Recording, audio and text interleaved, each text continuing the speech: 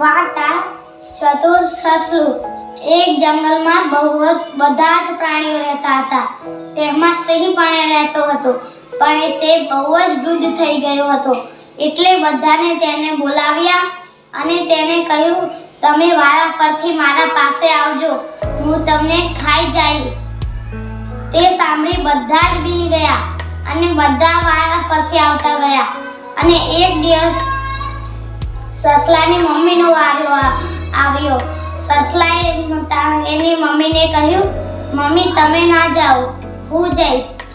તે કહી તે તો સિંહ પાસે નીકળી ગયો. બધા જ જાનવર તેને જોવા લાગ્યા.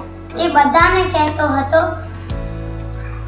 જો હું કેટલું નાનકડું સસલું છું, હું સિંહની આ ખરાબ આદતને બદલી નાખીશ.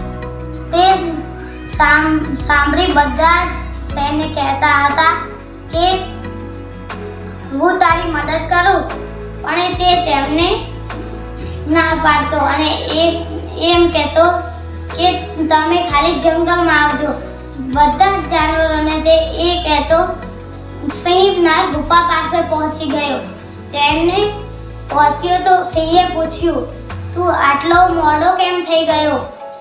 સસલાએ કહ્યું, તમારા જેવો એક સિંહ હજી પણ છે જે પાણીમાં તરે છે. તે જોઈ સિંહ બહુ ગુસ્સે થઈ ગયો અને તેના ભેગું તે નદી પાસે ગયો. તેને તેનું પ્રતિબિંબ દેખાણું તો તેને એમ લાગ્યું કે તે બીજો સિંહ છે.